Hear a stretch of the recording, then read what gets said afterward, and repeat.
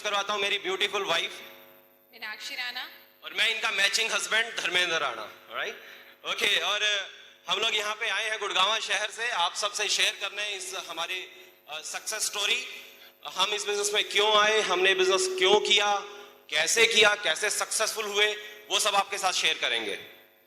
मेरी education background की बात करूं तो मैं इलेक्ट्रॉनिक्स इंजीनियर हूं और लगभग 15 साल मैंने लीडिंग इंडस्ट्रीज में इंडिया की जॉब किया है और अच्छे पोजीशंस पे जॉब किया है और अभी फुल टाइम इस बिजनेस को कर रहे हैं और एंजॉय कर रहे हैं। मेरी वाइफ जो है she is masters in computers और इन्होंने भी पहले जॉब करती थी लेकिन अब ये भी फ्री हो चुकी हैं। ऐसा नहीं है कि पहले दिन से ही इस बिजनेस के लिए बहुत एक्साइटेड थे और या पहले ही दिन हमें लगता था ये बिजनेस मुझे करना है लाइफ में। कुछ साल पहले हमने पार्ट टाइम इसको स्टार्ट किया था। एक बार एक आदमी का गधा बीमार हो गया, वो डॉक्टर के पास गया, डॉक्टर ने उसको दवाई दी और बोला कि एक काम करना, ये दवाई एक पाइप के अंदर रखना और एक सिरा गधे के मुंह में डाल लेना, दूसरा सिरा अपने मुंह में डाल लेना, फूंक मार देना, दवाई उसके पेट के अंदर और बीमारी बाहर।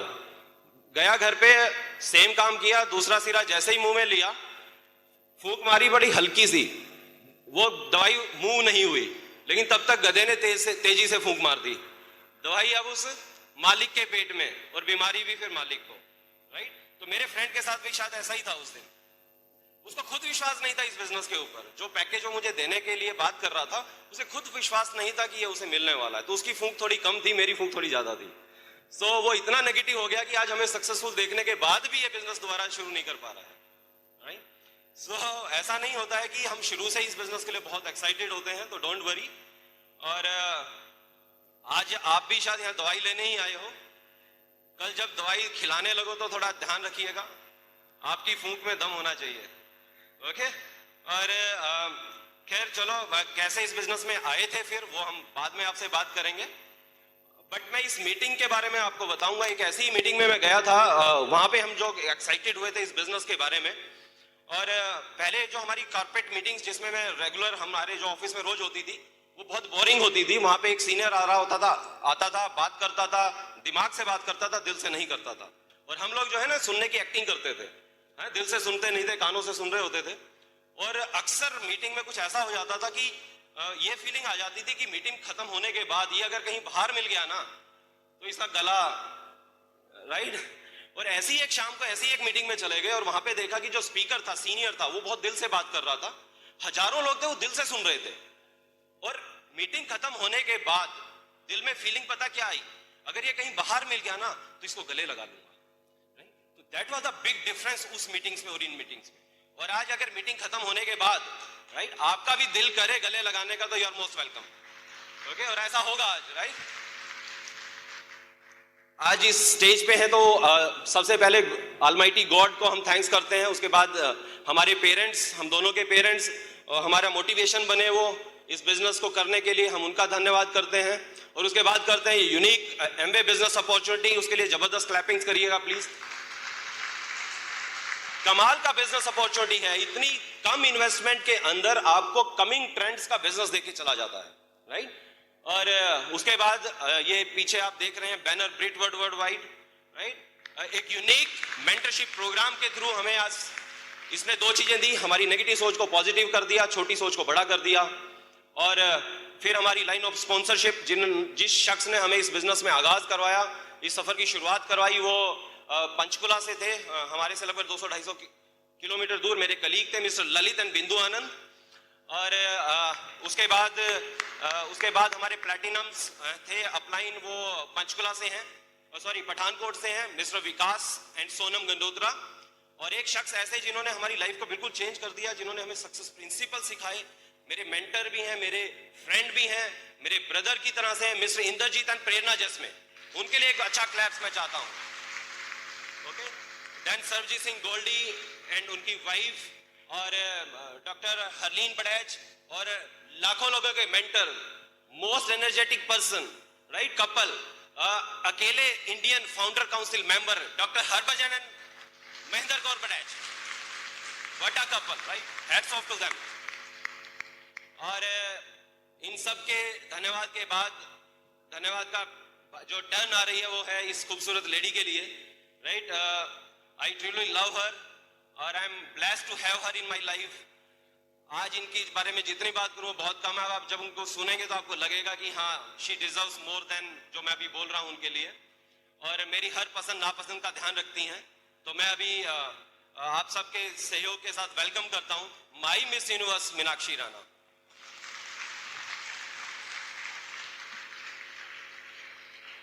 नमस्कार सभी को। लेडीज, कितनी लेडीज को इस तरह का वेलकम चाहिए अपने हस्बैंड से? सबको चाहिए, यस। ये आपका रीजन बन सकता है इस बिजनेस को बिल्ड करने का, और मुझे भी अच्छा लगा था। नाम जैसे बताया, मीनाक्षी राणा, और मैं मास्टर्स इन कंप्यूटर्स हूँ। मैं जहाँ की रहने वाली हूँ, शहर का नाम है बहादुरगढ़, वो हरियाणा में पड़ता है, झज्जर डिस्ट्रिक्ट के अंदर। और मेरे फादर जो हैं वो एसडीओ इलेक्ट्रिसिटी बोर्ड रहे हरियाणा गवर्नमेंट के अंदर, हरियाणा स्टेट और बिजली बोर्ड जिसको हम बोलते हैं। और मेरी मदर हाउसवाइफ रही, और मेरा एक भाई है वो सिविल इंजीनियर है, आज वो मैरिड है। और इस तरह ये हमारी बहुत छोटी सी फैमिली रही। और मेरा बचपन बहुत ही वेल प्रोवाइडेड था। मुझे याद नहीं कि कभी मुझे किसी चीज़ की कोई कमी लगी हो। मेरे को जो एक चीज़ मांगी मुझे दो मिली। और मेरी मदर जो है वो बहुत ही एम्बिशियस थी हम लोगों की एजुकेशन के लिए। उनको ये था उनके बच्चे इतना पढ़ लिख के जाएं कि जो वो नहीं कर पाए वो उनके बच्चे करें। और इसी वजह से मेरा एडमिशन बीएससी कंप्यूटर साइंस में हुआ यमुनानगर में, और फिर मैंने मास्टर्स किया कंप्यूटर्स में। और करते हुए मुझे ये लग रहा था कि computers is not my cup of tea. हर वक्त स्क्रीन के आगे बैठे रहो, प्रोग्रामिंग करते रहो, ये मुझे बहुत बोरिंग लगता था। और थैंक्स गॉड जब मेरी जॉब लगी, उसका कंप्यूटर से कोई लेना देना नहीं था। मैनेजर बिजनेस सपोर्ट की मेरी जॉब थी, और आज से 15 साल पहले 7,500 रुपये महीने की इनकम पर, सैलरी पर मैंने जॉब स्टार्ट करी। और उस वक्त मैं पेइंग गेस्ट रहती थी दिल्ली के अंदर, और इतनी पूरी की पूरी इनकम मैंने खुद अपने ऊपर खर्च करनी थी। घर का कोई काम नहीं था, और मुझे बहुत मज़ा आ रहा था जॉब करते हुए। और उसके बाद शादी की बात होने लगी। जब से होश संभाला था तब से मेरा ये ड्रीम था कि शादी एक ऐसे पर्सन के साथ हो जो बहुत ही लविंग हो, बहुत ही केयरिंग हो, और जिसके साथ लाइफ का मज़ा आ जाए। और ऐसा मैं बोलती थी। उस वक्त मुझे मालूम नहीं था पावर ऑफ स्पोकन वर्ड्स क्या होते हैं। और जब शादी हुई हम दोनों की, हमारी अरेंज मैरिज है, और थैंक्स गॉड ये बिल्कुल वैसे ही है जैसा मैं चाहती थी। लविंग, केयरिंग, बहुत ही पैम्पर करते हैं। ऊपर से ये बिजनेस आ गया। और वो एक शेर आप लोगों ने सुना होगा कि सब कुछ मांग लिया खुदा से, एक तुझे मांग के उठते नहीं हैं हाथ इस दुआ के बाद। और life is awesome after marrying him. और इस तरह से शादी के बाद भी मेरी जॉब चल रही थी। 9 to 7 मेरी जॉब थी। और जो पहले अच्छी लगती थी जॉब, वो शादी के बाद मुझे बुरी लगने लगी, क्योंकि फैमिली की डिमांड्स थी, इन लॉ साथ में थे। मुझे अपने लिए भी टाइम नहीं मिल रहा था, और फैमिली को भी मैं पूरी तरह से टाइम नहीं दे रही थी। तो 3 महीने बाद ही मैंने अपनी जॉब छोड़ दी। और उसके बाद मैं 1 साल मैं घर पे रही। और उस वक्त मुझे ये रियलाइज़ हुआ कि मैं बेकार में इतना पढ़ी। पेरेंट्स ने भी कहा कि हमने तुम्हें ऐसे ही पढ़ाया, तुम्हें अगर हमारी तरह ही हाउसवाइफ बनना था। और लेडीज़ के साथ ये बहुत बड़ा चैलेंज होता है। जब वो जॉब करती हैं तो फैमिली सफ़र करती है, और जब जॉब नहीं करती तो उनकी अपनी रिकग्निशन ख़त्म हो जाती है। उनको लगता है कि उनकी कोई वैल्यू नहीं रही। और मेरे साथ भी उस वक्त ऐसा ही चल रहा था। और तब मैंने डिसाइड किया टीचिंग जॉब स्टार्ट करने का। और टीचिंग में 2-3 बजे तक आप फ्री हो जाते हैं, बहुत सारी छुट्टियां मिलती हैं, तो वो फिर मुझे बहुत अच्छा लगने लगा। और उस वक्त लाइफ सेट थी एक तरह से, वी वर सेटल्ड। घर में 3 इनकम्स आ रही थी, अपना दिल्ली में अपना मकान, अपनी गाड़ी। और हमें लग रहा था वी आर सेटिस्फाइड, ऐसा कुछ हम ढूंढ नहीं रहे थे। और उस वक्त हम लोगों के पास फ़ोन आता था एक एक लीग का पंचकुला से, रात को कोई 9:30-10 बजे के करीब। उस वक्त हम लोग सोने की तैयारी में होते थे, और जब फ़ोन आता था तो हम लोग कहते थे थैंक्स गॉड हम इतने सेटिस्फाइड हैं। और लोगों को देखो रात को भी उनको चैन नहीं है, पैसे के पीछे भाग रहे हैं। और वो इस बिज़नेस की बात हमसे करना चाहते थे। और फिर एक दिन वो ऑफिस में आए, और वहाँ पर उन्होंने इनको बिज़नेस दिखाया। इन्होंने ऑफिस में ही साइन अप कर लिया। नेक्स्ट डे संडे था। इन्होंने मुझे और मेरी मदर इन लॉ को प्लान दिखाया, और हमें बहुत अच्छा लगा। हमने कहा कि इसको कर लेना चाहिए, ये तो बहुत अच्छी चीज़ है। इन्होंने कहा कर लिया है। और इस तरह से हमारी शुरुआत हुई इस बिज़नेस के अंदर। इन्होंने खुद ही डिसीजन लिया था इसको करने का।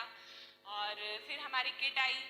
किट हमारी कुरियर से आई थी। आजकल तो बहुत अच्छी किट ओपनिंग सेरेमनी होती है, अप्लाइन करती है, सब कुछ समझाती है, लेकिन हमारी जो किट में प्रोडक्ट्स हमने खुद ही निकाले थे। और मुझे याद है उस दिन भी अगेन संडे था। और जॉब क्लास के लिए संडे जो है वो आराम का दिन नहीं होता, घर के काम का दिन होता है। तो हम लोग भी उस दिन घर का काम ही कर रहे थे, मुझे उस दिन कपड़े धोने थे, तो मैंने एसिड निकाला उसमें से और मैं कपड़े धोने चली गई और इन्होंने कार वॉश निकाला और ये गाड़ी धोने चले गए। और जो बॉडी शैम्पू था G&H वो हमने अपनी मदर इन लॉ को दे दिया कि आप नहा कर आइए, हमें था उनको अच्छा लगेगा तो वो इम्प्रेस हो जाएंगी। और जब मैं ऊपर कपड़े धो रही थी तो आपको मालूम ही है पहली 2 वॉशेस एसिड की बिना झाग की किस तरह से होता है, तो मुझे भी अच्छा नहीं लगा। और मैं ऊपर से इशारे में इनसे पूछ रही हूँ कि तुम्हारे वाला कैसा है, तो ये भी मुझे इशारे में बता रहे हैं बहुत बढ़िया। और फिर इन्होंने मुझसे पूछा तुम्हारे वाला कैसा है, तो मैंने कहा और हम तेजी से बात भी नहीं कर रहे थे इस डर के मारे कि अगर मदर इन लॉ ने सुन लिया कि कपड़े अच्छे नहीं धुले हैं तो वो ये बिजनेस नहीं करने देंगी। और फिर हमने अपनी मदर इन लॉ से पूछा आपको कैसा लगा, उन्होंने कहा ये तो बहुत अच्छा है। मैंने कहा चलो इनको तो अच्छा लगा। और लेकिन मैंने अपने प्रोडक्ट्स पे कभी डाउट नहीं किया, मुझे लगा ये बिजनेस 50 साल से अगर चल रहा है और इतने अवार्ड विनिंग प्रोडक्ट्स हैं तो ज़रूर मैं इनको ठीक से नहीं यूज़ कर रही हूँ। तो मैंने प्रोडक्ट ट्रेनिंग्स लगाई, उनको ठीक से यूज़ करना सीखा। तो आज जो लेडीज़ पहली बार आई हैं हो सकता है उन्होंने अभी प्रोडक्ट यूज़ करना नहीं शुरू करा हो और पता नहीं उनको कैसा रिजल्ट आए, तो आप प्लीज़ डाउट मत करिएगा, प्रोडक्ट ट्रेनिंग्स लगाइए, दे आर वंडरफुल प्रोडक्ट्स। और फिर एक दिन फिर से फ़ोन आया हमारी अपलाइन का कि एक सेमिनार है दिल्ली के अंदर बहुत बड़ा और वहाँ पे चलना है आप लोगों को, और उसकी एक जने की टिकट जो है वो 1350 रुपये की है। तो हमें लगा 1350 रुपये, तो हम तो इतने एक्साइटेड हो गए, हमें लगा कि ऐसा क्या है, हमने तो आज तक कभी इतने खर्च नहीं किए एक टिकट के ऊपर। तो हम लोगों ने 2700 रुपये उनको दिए और हम लोग देखने चले गए। और वहाँ पर एंट्री के लिए इतनी लंबी लाइन थी और हमने कहा इतने सारे लोग इसको कर रहे हैं, हम अब तक कहाँ थे। और हम पूरे इम्प्रेस हो गए और जैसे ही अंदर गए वहाँ पर हमने लोगों के लाइफस्टाइल को देखा, स्पीकर्स को सुना, कुमार को सुना, कांति गाला को सुना, कुलीन देसाई को सुना। और वहाँ पर मेरे हस्बैंड जो है वो कुमार से इतने इम्प्रेस हो गए और वहाँ पर इनको अपना ड्रीम मिला कि जॉब में फ्री हुआ जा सकता है 7 साल से पहले भी। और वहाँ जाकर ये बिज़नेस हमारे दिल में चला गया और वहाँ का माहौल, वहाँ सब लोग डांस कर रहे थे, वेंगा बॉयज़ का म्यूज़िक बज रहा था और हमें लगा ये कैसा कैसा माहौल है, हमें भी इसका पार्ट बनना है। और उस दिन हमने इस बिज़नेस को बड़ा बनाने का डिसीजन लिया। और वहाँ पे हर कोई एसओपी कर रहा था, तो हमने कहा कि अपलाइन से पूछा कि एसओपी क्या होती है, तो उन्होंने कहा इसमें एक प्रोग्राम है और 2 केसेस जो हैं वो घर पर आया करेंगी आपके, तो कोई बात नहीं तुम 6 महीने की करवा लो, बाकी मैं आपको रिकॉर्ड करके भेज दिया करूँगा। तो हमने कहा क्यों 6 की क्यों कराएं, हम तो 1 साल की कराएंगे क्योंकि हमें तो अब ये बिज़नेस करना है। और इस तरह से हमने वो 1 साल का मेंबरशिप लिया और फिर हमने लिस्ट बनाना शुरू किया। 13 लोगों की हमारी लिस्ट थी जिसमें से सबने मना कर दिया। और फिर हम दोनों हैरान हुए कि वो जो मीटिंग में इतनी भीड़ होती है वो फिर कौन लोग होते हैं, हमें तो सबने मना कर दिया। और बट थैंक्स गॉड हम लोग सिस्टम से प्लग इन हो गए थे, तो हम लोग एक्साइटेड रहे और बढ़ते रहे इस बिज़नेस के अंदर, क्योंकि हम लोगों को नॉर्मल लाइफ में ना सुनने की आदत नहीं होती। सिस्टम हमें हौसला देता है ना सुनने का। अगर हमारा बच्चा भी हमें ना बोलता है तो हम लोग उसको भी थप्पड़ मार देते हैं, लेकिन इस बिज़नेस में जब लोग हमें ना बोलेंगे, प्रोडक्ट्स के लिए ना बोलेंगे, तो कौन लोग हैं जो बाहर की दुनिया में सब कोई आपकी टांग खींचने वाला है, कि सिस्टम ही है जो आपको कहेगा yes you can do it. हमारे साथ भी ऐसा हुआ, आप भी कर सकते हैं। और हमारी ये जर्नी चलती रही और इसके बहुत ही मज़ेदार किस्से अब मैं बताने वाली हूँ आप लोगों को। इनके एक फ्रेंड है पोपली, वो भी इस बिज़नेस में हमसे पहले से थे। तो उन दिनों जो है ओखला के अंदर एम्बे सेंटर होता था और लास्ट दिन काफ़ी भीड़ होती थी, टोकन मिलते थे, तो ये लाइन में लगे हुए थे प्रोडक्ट लेने के लिए और इनका वो फ्रेंड भी लाइन में था। और इन्होंने उसके स्ट्रक्चर को देख के, वो इतना मोटा था, उसकी शक्ल देखे बिना ही अंदाज़ा लगा लिया कि ये होना हो ये वही है। और जैसे ही उसके सामने गए उसने अपना सिर पकड़ लिया, उसने कहा अरे राणा ओ शिट, मैंने तुम्हें नहीं दिखाया है बिजनेस, तू भी ये बिजनेस कर रहा है, मैंने क्राउन एम्बेसडर खो दिया। तो वो इतना पछताता रहा। और आप लोगों के लिए भी मैसेज ये है कि डोंट प्रीजज एनीवन, किसी को प्रीजज मत करिए, सबको बिजनेस दिखाइए। आपको नहीं मालूम किसी को किस लिए ये बिजनेस जो है वो अच्छा लगेगा, हर एक का अपना कारण होगा इस बिजनेस को करने का। और फिर हम उनको घर ले आए और वहाँ पर उन्होंने हमें कुछ डेमोन्स्ट्रेशन दिखाए। एलओसी का डेमो हमने पहली बार देखा और उन्होंने क्रीज उतार के दिखा दिया एलओसी से। और फिर उन्होंने एक ब्रश थी वो उसको मोड़ा, उन्होंने कहा कि देखो ये कितनी फ्लेक्सिबल है, टूथब्रश ये मुड़ जाती है, इसका प्लास्टिक कितना अच्छा है। तो हम लोगों को एक चीज़ समझ में आई, मैसेज में यहाँ पे ये देना चाहूँगी कि आप 1000 शब्द बोल दीजिए, उसकी बजाय अगर आप एक डेमो दिखा देंगे तो वो पर्सन के अंदर चला जाएगा। आपको बहुत कुछ कहने की ज़रूरत नहीं है, डेमो दिखाइए। और फिर वो चले गए और हमारा भी कुछ दिनों बाद सोनीपत में प्लान था। इनके एक फैमिली फ्रेंड है, उनका अपना स्कूल है वहाँ पर, तो वहाँ पे उनकी टीचर्स को हमने स्कूल के बाद में प्लान दिखाना था। तो मैं बहुत कॉन्फिडेंट थी, मुझे था कि इतनी बार तो इनके साथ देख चुकी हूँ, तो मैंने कोई प्रैक्टिस नहीं की थी और मुझे लगा ये तो बहुत सिंपल सी चीज़ है, ये तो मैं दिखा दूँगी। और जैसे ही उस दिन फिर स्कूल में गए, स्कूल के बाद टीचर्स इकट्ठा हुई और मैं बोर्ड पे प्लान दिखाने के लिए मुड़ी तो मैं सब कुछ भूल गई और मैं बोर्ड की तरफ मैं मुंह करके कह रही ओम भूर्भुवस्सुः सवितुर्वरेण्यं, मुझे कुछ याद ही नहीं आ रहा था।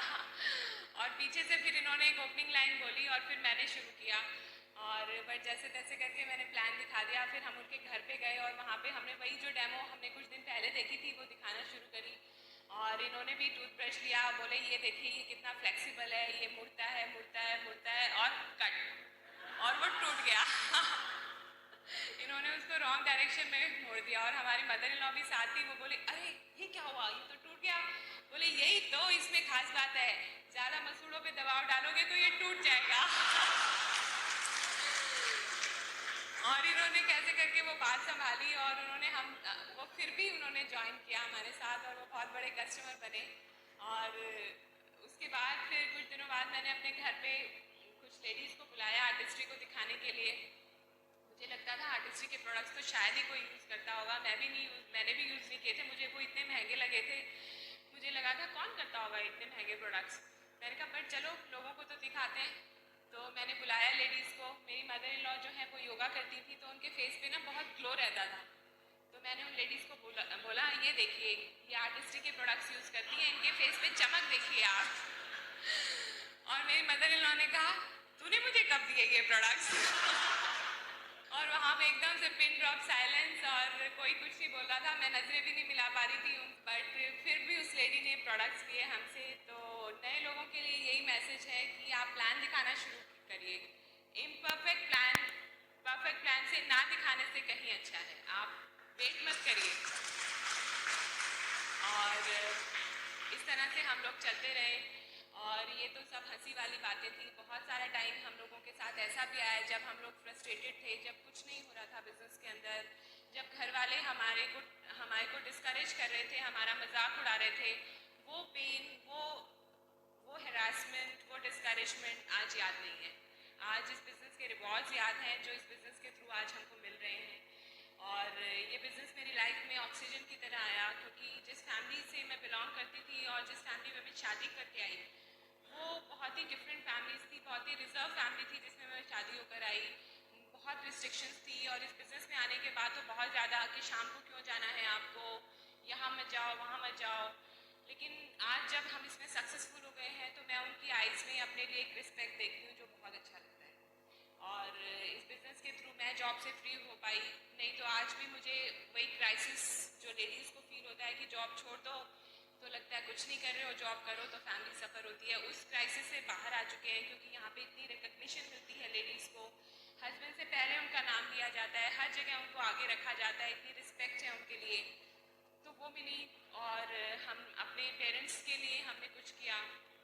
मुझे मालूम है हर लेडी अपने लॉस के लिए तो पूरी उम्र करती है, लेकिन उसके दिल में कहीं एक जगह ये होता है कि मैं अपने पेरेंट्स के लिए भी कुछ कर पाऊँ। बट रिसोर्सेज नहीं होते हमारे पास, लेकिन इस बिज़नेस के थ्रू आप लोगों को वो सब रिसोर्सेज भी मिलेंगे। हमने अपने पेरेंट्स को, मैंने अपने मम्मी पापा और इनके लॉस को हम लोगों ने ट्रिप्स दिए। पहले हमने उनको नेपाल भेजा, फिर उसके बाद हमने उनको सिंगापुर का ट्रिप दिया, फुली स्पॉन्सर्ड बाय अस। और ऐसा करते हुए मुझे बहुत अच्छा लग रहा था और मुझे लग रहा था ये तो अभी शुरुआत है। कितनी लेडीज़ हैं जो करना चाहेंगी अपने पेरेंट्स के लिए कुछ ना कुछ। तो इस बिज़नेस को बिल्ड करिए, आप भी कर सकती हैं। और इसके अलावा हमें वर्ल्ड टूर मिले, हम दोनों को ही घूमने का बहुत बड़ा शौक़ था पहले से। तो हम इसके थ्रू हम लोग स्पेन गए, इटली गए, फ्रांस गए, चाइना गए, थाईलैंड, मलेशिया और अब स्विट्ज़रलैंड जा रहे हैं। शादी से पहले ही मैंने अपना पासपोर्ट बनवा लिया था। मुझे था शायद ऐसे बंदे से शादी हो जाए कि तुरंत उड़ना पड़े और टाइम ही ना मिले तो अपना काम मैं पूरा करके रखती हूँ। लेकिन वो एक्सपायर ही हो गया, कहीं उसका यूज़ नहीं हुआ। एमबीए में आने के बाद पासपोर्ट दोबारा से बना और आज नेक्स्ट ईयर हम लोग स्विट्ज़रलैंड जा रहे हैं। आपके बहुत सारे लीडर्स भी हमारे साथ होंगे और इस बिज़नेस के थ्रू एक लाइफ ऑफ सिग्निफिकेंस है जिसके थ्रू आप लोगों की लाइफ में एक पॉजिटिव इम्पैक्ट डाल सकते हैं। नहीं तो हम और आप कब मिल पाते, ये नॉर्मल लाइफ में पॉसिबल ही नहीं था, लेकिन आज हम आपस में एक दूसरे के साथ शेयर कर रहे हैं, ये इस बिज़नेस के थ्रू ही पॉसिबल हुआ है। और मुझे अपने हस्बैंड जो हैं वो जॉब से फ्री मिले, क्योंकि मैं जब जॉब से फ्री हो गई थी तो मुझे लगता था मैं अब क्या करूं, वो तो जॉब पे गए हुए हैं, लेकिन आज हम एक दूसरे के साथ क्वालिटी टाइम स्पेंड करते हैं, हमेशा साथ रहते हैं। और जब लोग सुबह सुबह भाग रहे होते हैं उनको भागने की ज़रूरत नहीं पड़ती, तो ये बहुत अच्छा है। तो ये सारे रिवॉर्ड्स मैं आप लोगों को इसलिए बता रही हूँ कि आप बिल्कुल सही जगह पर हैं। आज आप जो भी कर रहे हैं, जॉब कर रहे हैं, साथ में बिजनेस भी है, बच्चे भी हैं, पेरेंट्स भी हैं, इन लॉज हैं, सब हैं, उनको देखते हुए आप इसको कर रहे हैं। आपको लगता है कब मेरे साथ भी ये होगा, तो आपको यही बताना चाहते हैं कि आज हमें जहाँ पर आप देख रहे हो आप वहाँ पहुँचने वाले हैं। जस्ट आप स्टे फोकस और करते रहिए, बहुत जल्दी आप भी यहाँ होंगे। और मैं आपसे दोबारा सेकंड सेशन में बात करूँगी। मैं फिर से बुलाना चाहूँगी अपने क्राउन हस्बैंड धर्मेंद्र राणा को।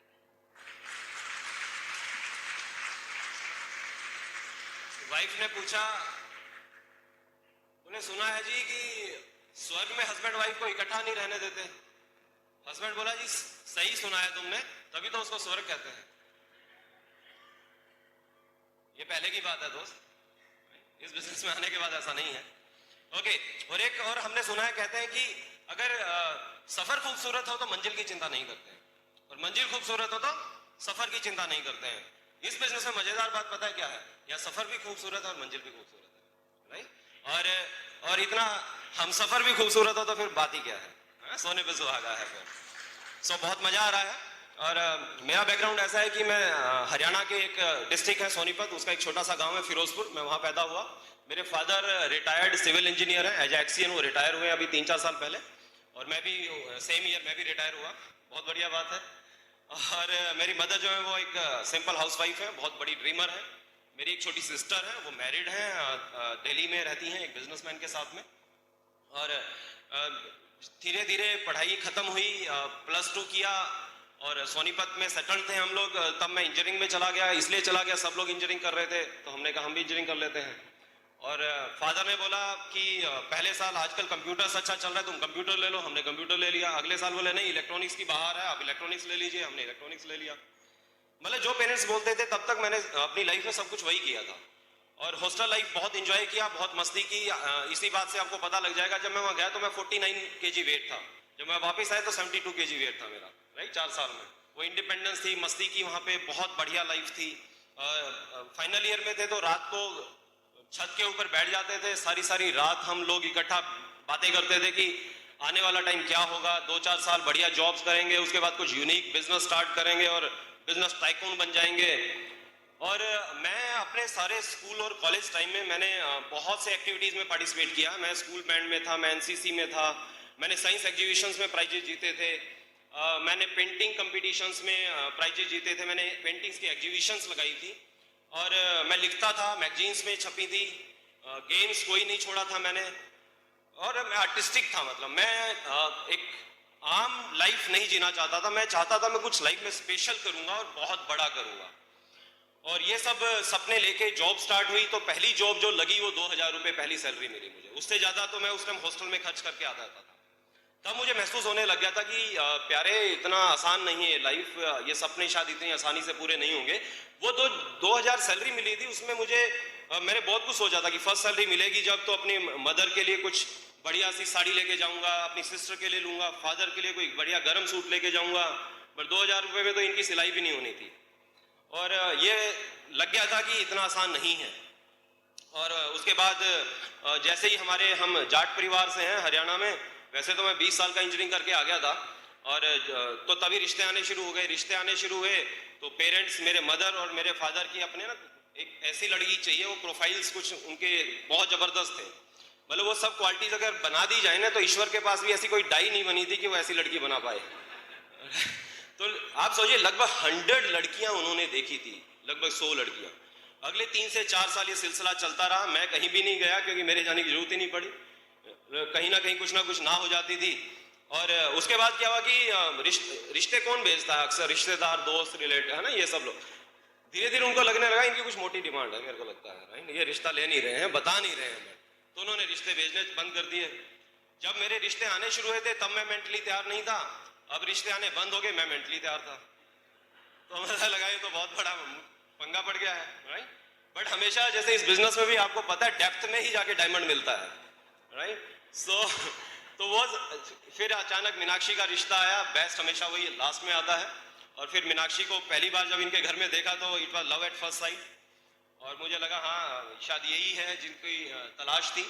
और शादी हुई। शादी और हमारी जब रिश्ते की बात हुई उसके बीच में 6 महीने का टाइम मिल गया हमें, कटशिप पीरियड था। तो हम, ये दिल्ली में थी, मैं भी उस टाइम दिल्ली में था। हम लोग पेरेंट्स की परमिशन से बाहर मिलते रहते थे और बड़े सपने दिखाता था, उस टाइम इंप्रेस करने की कोशिश करते हैं हम लोग। तो इनकी एक पेंटिंग भी बनाई थी, इनके घर में देके आया था वो पेंटिंग और कहा था कि ये पेंटिंग आप रखो, लड़की मैं ले जाऊंगा। बट उसके बाद पूरी जिंदगी जितने 10 साल और जॉब में रहे, समय ही नहीं मिला दोबारा से। इसलिए नहीं कि इम्प्रेस अब करना नहीं चाहता था, बट टाइम नहीं मिला, दोबारा से कुछ पेंट नहीं कर पाया। और लाइफ इनको कुछ सपने दिखाए मैंने बोला कि अब हनीमून के लिए स्विट्जरलैंड चलेंगे हम लोग। और ये मैं तब से नहीं, शायद कॉलेज टाइम से सोचा करता था। शायद आपने भी ऐसा कुछ सोचा होगा कभी कि शादी के बाद हनीमून मनाएंगे स्विट्जरलैंड के अंदर। और जब शादी नजदीक आने लगी तो जब बजट देखा तो मेरे को लग रहा था पॉसिबल नहीं हो पा रहा है। बट किसी तरह से सोचा कि नहीं, अब बोल चुके हैं तो शान की बात है ना, उसमें बट्टा ना लग जाए। तो इनको हम शादी के 2 दिन बाद हम लोग एयरपोर्ट पे पहुंचे और वहां पे इनको थोड़ी नींद आने लगी। अभी टाइम था फ्लाइट में, तभी अनाउंसमेंट हुई कि काठमांडू जाने वाली फ्लाइट तैयार है। तो मैंने इनको जगाया, मैंने कहा चलो फ्लाइट तैयार है, सिक्योरिटी के लिए चलना है। बोले नहीं, मैं सोई नहीं थी, मुझे सुन रहा था। वो तो बोल रहे काठमांडू के लिए फ्लाइट तैयार है। मैंने कहा हाँ, वो थोड़ा ना उनका फ्लाइट का जो रूट है वो चेंज हो गया, वो काठमांडू होके लेके जाएंगे। और जहाँ असली में काठमांडू ही रहे थे, राइट। जब वहाँ पहुंचे हम तो आप सोचिए, जब वो 1 हफ्ते का हमारा ट्रिप था तो 4 दिन तो इनको मनाने में ही लग गए हमें। और बट थोड़ा अच्छा नहीं लगा खुद को कि हाँ यार, एक पहली चीज उनको हमने बोली थी और वो मैं पूरी नहीं कर पा रहा हूँ। और आने के बाद फिर लगा कि थोड़ा और पैसा कमाने का कुछ किया जाए। और हमें घूमने का बहुत शौक था, जैसे मीनाक्षी ने बताया, हम लोग हर महीने कहीं ना कहीं घूमने निकल जाते थे। पेरेंट्स भी तंग आके बोले जो कमाते हो सारा लगा देते हो, आगे के लिए कुछ बचाओ भैया। तो मैंने फिर मैनेजमेंट किया मटेरियल्स में। और उसके बाद मैंने इंटरनेशनल ट्रेड लॉजिस्टिक्स के ऊपर कोर्सेज किए। क्योंकि तब तक हम ये सोचते थे कि एजुकेशन इक्वल टू मनी। वो तो इस बिजनेस में आके समझ में आया कि education is not equal to money, but education plus high self image plus positive attitude is equal to money. Okay, तो ये फार्मूला यहां समझ में आया। बट बात ये थी कि पॉजिटिव एटीट्यूड और हाई सेल्फ इमेज कब होती है, जब ऐसे लोगों की एसोसिएशन करते हैं। और आम लाइफ में वो पॉसिबल नहीं था, लेकिन इस सिस्टम के थ्रू हमें वो पॉसिबल हुआ। ओके, और फिर मैंने कुछ बिजनेसेस भी किए अपनी जॉब के साथ साथ। मैं कुछ व्हील्स बनाता था, अपनी कंपनी को सप्लाई करने लगा पार्ट टाइम में, बाहर से मैन्युफैक्चरिंग करवाता था। उसके अलावा मैंने शेयर मार्केट में काफ़ी पैसा इन्वेस्ट किया, ट्यूशंस पढ़ाया, खाली इसलिए कि पैसा बढ़ता रहे। तो पैसा था इसलिए लाइफ कंफर्टेबल थी। और 6 दिन काम करते थे दबा के, रात को आके टीवी देखते थे, मस्त लगता था कि ये बेस्ट लाइफ है, इससे बढ़िया और क्या हो सकता है किसी की जिंदगी में। और संडे को शॉपिंग करते थे, मूवीज देखते थे, तो लाइफ वाज कूल। बट थोड़े कुछ सालों के बाद हमें लगने लगा कि यार लाइफ अच्छी है लेकिन कहीं पे ना कुछ मिसिंग है। कहीं पे एक सेंस ऑफ अचीवमेंट की जो बात कर रहा था मैं, जो सोचा करता था कि एक लाइफ कुछ अलग होगी, डिफरेंट होगी, वो सब नहीं लग रहा है। मैं शायद वही दुनिया के 98% लोगों में कहीं खो गया हूँ, उसी भीड़ में शामिल हो गया हूँ। सो वो कुछ तलाश हो रही थी, वो समथिंग, बट डिफाइन नहीं हो रहा था कि वो मिसिंग समथिंग जो है वो डिफाइन नहीं हो रहा, वो है क्या। अचानक ऐसे ही एक शाम को जब फोन आया और फिर मेरे कलीग ऑफिस में आए, जैसे मीनाक्षी ने बताया, बिजनेस स्टार्ट हो गया। बट बिजनेस अभी दिल में नहीं गया था। और वो सेमिनार में जब गए हम लोग उस दिन, वो बिजनेस बिल्कुल दिमाग में आ गया, दिल में आ गया। कुमार को सुना, बोला कि 29 साल की उम्र में मैं रिटायर हो गया था। तो उस दिन मैंने सोच लिया था कि इस बिजनेस के थ्रू अगर एक भी शख्स 60 साल से पहले रिटायर हुआ तो अगला धर्मेंद्र राणा जरूर होगा। और वो दिमाग में घुस गया उस दिन। और मुझे याद है मैंने मीनाक्षी का हाथ पकड़ा था और मैंने हाथ धीरे से दबाया था। मैंने इसको बोला था कि अब इस बिजनेस के टॉप पे पहुंच के दिखाऊंगा। और हमारे यहाँ ना एक कहावत है, बोलते हैं जी जाट या तो चलता नहीं, चलता तो रुकता नहीं। मैंने कहा बस अब ये आप मेरी चाल देखिएगा। ओके, तो हमने इसको सीरियसली बिल्ड करना शुरू कर दिया। और जब आप किसी चीज का डिसीजन लेते हैं ना कुछ बड़ा करने का, तभी लाइफ में चैलेंज आते हैं। तो चैलेंज हमें कहीं बाहर से नहीं आया, चैलेंज हमें अपने घर से मिला। क्योंकि जैसे बताया मैं, एक वेल सेटल्ड फैमिली, और पेरेंट्स को लगा कि ये तो क्या है, ये शाम को रोज निकल जाते हैं। बोले बेटा तू रोज जा, कोई बात नहीं, 6 दिन घर मत आ, कोई दिक्कत नहीं है, बहू शाम को बाहर नहीं जाएगी। तो अब आपको पता है बिना वाइफ के ये बिजनेस इतना ज्यादा आप बहुत बड़ा प्रोग्रेस नहीं कर सकते हैं। तो मैंने कहा नहीं, इनकी जरूरत है मुझे।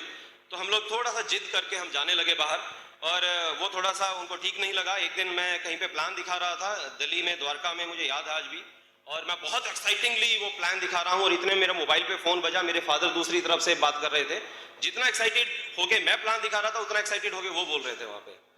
और बहुत मुश्किल से मैंने अपने चेहरे पे आने वाले भाव जो थे उनको काबू किया, फोन रखा, प्लान पूरा हुआ, हम घर पहुंचे। जब घर पहुंचे तो काफी लेट हो चुके थे, और अक्सर क्या था कि जब हम घर लेट ही पहुंचते थे, वहां पे काफी ट्रैफिक रहता है, डिस्टेंसेस भी हैं, तो पेरेंट्स 9 बजे सो जाते हैं, तो वो अंदर से लॉक कर लेते थे, चाबी निकाल लेते थे। एक चाबी मेरे पास रहती थी, मैं बाहर से लॉक खोल के अंदर चला जाते थे हम लोग। तो उस दिन क्या हुआ, जैसे ही मैंने अंदर चाबी लगाई, वो चाबी अंदर नहीं घुसी। क्यों नहीं घुसी होगी, अंदर से चाबी लगी हुई थी। तो मुझे लगा भूल गए होंगे, हमने बेल बजाई, काफी देर बजाते रहे, कोई नहीं आया। फिर बजाई तो मुझे थोड़ी चिंता हुई, बट इतने में मेरी मदर आई और उन्होंने खिड़की खोली ड्राइंग रूम की, और बोले कि बेटा आज ये दरवाजा नहीं खुलने वाला है। आप हंस रहे हैं दोस्त, मेरी हालत सोचिए क्या थी उस दिन। बोले पापा बहुत नाराज हैं, तुम मान नहीं रहे हो। उन्होंने खिड़की बंद करी और वो चली गई। और वो रात हम लोग एक अपनी गाड़ी के अंदर सोए थे, बट गाड़ी में नींद तो नहीं आई, बट रात को वो डिसीजन और ज्यादा पक्का होता चला गया था कि अब ये बिजनेस हम करके दिखाएंगे। और हम दोनों ने डिसाइड कर लिया। सुबह 4-5 बजे पर मदर ने दरवाजा खोल दिया। पता है क्यों? पड़ोसी देख लेंगे तो बुरा मानेंगे, उन्हें लगेगा घर में झगड़ा हुआ है बहू के साथ में कुछ। तो हम लोग अंदर एंटर हुए, और बट हम लोग लगे रहे। फिर दूसरा देखिए, पेरेंट्स ने ये जो अपोजिशन किया था, दे वर राइट, क्योंकि उन्होंने वो सेमिनार नहीं अटेंड किया था, उन्होंने वो लोग नहीं देखे थे, वो एसोसिएशन उन्होंने नहीं देखी थी, इस तरह का बिजनेस उनको नहीं पता था। तो उनकी कहीं भी कोई भी गलती नहीं थी, बट मैं भी ठीक था। और मैंने जो इस बिजनेस को डिसीजन लिया था करने का, वो खाली अपने लिए नहीं लिया था, उनके लिए भी लिया था। मेरी मदर के कुछ सपने थे, मेरे फादर के कुछ सपने थे, मैं वो सारे पूरे करने की चाहत थी मेरी। और मुझे पता था मेरी आम बिजनेस या किसी आम मेरी जॉब से नहीं होगा, एक यही बिजनेस ऑप्शन मेरे हाथ में आया, इससे मुझे करके दिखाना है। सो हम लोग फिर भी लगे रहे। अच्छा, दूसरा उनका रीजन ये था कि रिजल्ट्स नहीं आ रहे थे हमें। उन्हें लगा था तुम मेहनत तो कर रहे हो लेकिन रिजल्ट आ नहीं रहे, तो क्यों, तुम गलत मेहनत तो नहीं कर रहे हो कभी। सो एक दिन उन्होंने सोचा कि सारी जिंदगी बेटे ने हमारी बात मानी है, ये पहली बार ऐसा हो रहा है कि वो हमें अपोज कर रहा है। तो चक्कर पता क्या है, इस लड़की ने बिगाड़ दिया है इसको राइट, जो हमारी बात नहीं सुनता है। तो उन्होंने सोचा इसका इलाज क्या है, चलो मीनाक्षी के पेरेंट्स को बुलाया जाए। तो हमारे घर में एक गोलमेज सम्मेलन हुआ, राउंड टेबल से राइट होती है सम्मेलन। और वहां पे क्या हुआ कि मेरे पेरेंट्स बैठे, मेरे इन-लॉज बैठे, और मेरे मामा जी को भी बुलाया गया, वो भी बैठे। और वहां पे मैंने मीनाक्षी को कहा ठीक है you go to other room, let's मैं बात करता हूँ। और मेरे फादर ने बोला कि देखिए जी, इन्होंने ये मानते नहीं है, दोनों रिश्तेदारों के घर में जाते हैं और रिश्तेदार बोलते हैं ये क्या किस चीज में लगा दिया अपने बच्चों को, सब कुछ तो बढ़िया चल रहा है। और फिर फादर इन लॉ ने बोले कि बेटा तू ये बता तुझे क्या चाहिए, तुम्हें जो चाहिए मैं दूंगा तुम्हें, है ना। वो भी जैसे मीनाक्षी ने बताया अच्छी बैकग्राउंड रही है, बट मैंने अभी कभी ना, उनको मालूम है, मैंने उनको बोला आपको मालूम है मैं आप शगुन के भी पैसे जब देते थे मैं वो भी नहीं लेता था, बट आज आप बोल ही रहे हो ना क्या चाहिए तो मैं मांग ही लेता हूँ आपसे। मेरी मदर है, घूमना चाहती हैं सारी जिंदगी, इनको ने एक ही मैंने बचपन से ड्रीम सुना है इनके मुंह से, बेटा मैं सारा इंडिया घूमना चाहती हूँ, मैं वर्ल्ड देखना चाहती हूँ। बट मेरे फादर इनको 2 जगह घुमा के लाए, एक बार वैष्णो देवी ले गए थे, एक बार हरिद्वार ले गए थे, इसके अलावा कभी घुमाने नहीं ले गए। एलटीसी मिलता था लेकिन बहुत ईमानदारी से जॉब की थी, तो बोले जी जाने का मिलता है और रहने का तो मिलता नहीं है, तो इतना पैसा मेरे पास है नहीं। मैं इनको पूरा इंडिया घुमाना चाहता हूँ, अगर मैं मेरी मदर का एक छोटा सा सपना पूरा नहीं कर सकता हूँ तो मेरी उस जॉब का कोई फायदा नहीं है। तो मैंने कहा कि मुझे हर साल 1-2 लाख रुपए चाहिए, जस्ट इनको मैं इंडिया घुमाऊं, राइट, और बेस्ट लोकेशंस पे जाएं, बेस्ट होटल्स में रुके, और इंटरनेशनल ट्रिप्स भी चाहिए, तो उसके लिए 2 लाख रुपए चाहिए, आप दे दीजिए, मैं बिजनेस छोड़ देता हूँ। आपकी बेटी, मैंने कहा आपको पता ही है ये भी ट्रैवल करना चाहती है, ये कहती है मुझे लाइफ में और कुछ ना मिले लेकिन मैं हर साल एक कंट्री जाना चाहती हूँ और वहां पे 1 महीना रुक के देखना चाहती हूँ। मैंने कहा मेरे बस की नहीं है, राइट, और उसके लिए भी लगभग 2 लाख रुपए चाहिए होंगे, तो वो 2 लाख रुपए दे दीजिए, मैं बिजनेस छोड़ देता हूँ। तीसरा, मेरे अपने कुछ सपने हैं, मैं पेंट करना चाहता हूँ, मैं लिखना चाहता हूँ, मैं भर चुका हूँ 10 साल के अंदर अपनी जॉब में, वहां की पॉलिटिक्स मेरे बस की नहीं है। आप मुझे एक कंफर्टेबल लाइफ जीने के लिए मुझे लगभग 1-1.5 लाख रुपया महीना चाहिए, आप दे दीजिए, मैं ये बिजनेस छोड़ देता हूँ। आपको क्या लगता है क्या जवाब दिया होगा उन्होंने? ना, राइट? मुझे भी मालूम था, उन्हें भी पता था, बट उन्होंने पता क्या बोला, तू पागल हो गया है, राइट? और मैंने उनको बोला कि ठीक है, अब ऐसा करते हैं, जस्ट गिव मी 2 इयर्स, मुझे 2 साल दे दीजिए, अगर इन 2 साल में मैं इस बिजनेस को नहीं कर पाया तो आप जो बोलेंगे मैं करूंगा। अभी क्या हुआ, जब उन्होंने ये बोल दिया, मैंने उनको जब ये बोल दिया, उस मीटिंग के बाद हम दोनों ने सोच लिया कि आज अगर इस बिजनेस में अब हम सक्सेसफुल नहीं हुए तो जिंदगी में कभी भी कुछ हम ऐसा करना चाहेंगे जो वो मना कर रहे हैं, तो वो हमेशा हमें याद दिलाएंगे कि तुमने पहले भी हमारी बात नहीं मानी थी और तुमसे कुछ नहीं हुआ था।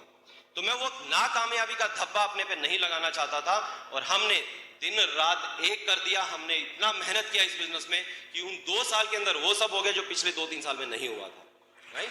बट वो डिसीजन जस्ट हमारा था, और आज वो पेरेंट्स आज हमारे साथ हैं 100% इस बिजनेस में। दे आर वेरी हैप्पी कि हम टिके रहे, हमने इस बिजनेस को बिल्ड किया। आज वो बड़े बड़े सेमिनार्स में गए हैं, आज उन्होंने देख लिया है कि उनके बच्चों की क्या रिकग्निशन हो रही है, आने वाले टाइम में जब ये डायमंड बनेंगे तो इनकी क्या लाइफस्टाइल होगा। और आज भी उनको हमने काफ़ी कुछ दिया है, जैसे मीनाक्षी ने बात की। और ये उन 2 साल में हमारी लेग्स कैसे मिले, बहुत इंटरेस्टिंग स्टोरी है, मैं आपके साथ जस्ट शेयर करना चाहूँगा। आपको काफ़ी मैसेज मिलेंगे। हमारे अपनी लिस्ट खत्म हो चुकी थी, हम कोल्ड कॉन्टैक्ट्स करते थे, अनजान लोगों से बात करते थे, और इंडिया में लोगों की तो कमी नहीं है, जहाँ जाएं लोग, है ना? अभी बनारस में देखिए आप कितने लोग हैं यहाँ पे, और ड्रीमर्स लोग हैं। तो हुआ क्या कि अगर मैं बात करूं, जो पहली लेग हमारी प्लेटिनम हुई उसकी बात कर रहा हूं, वैसे इस तरह से ज्वाइनिंग्स ऐसे नहीं थी कि वो पहली लेग हुई थी। एक बार क्या हुआ, काफ़ी प्लान दिखाने के बाद भी जब रिजल्ट्स नहीं आ रहे थे, तो मीनाक्षी घर में बैठी हुई सेल्फ टॉक कर रही थी, है ना, कि थैंक यू गॉड हमें बहुत अच्छे लीडर्स मिल गए हैं, हमारे डायमंड्स इसी महीने हमारे लेग्स में आ गए हैं।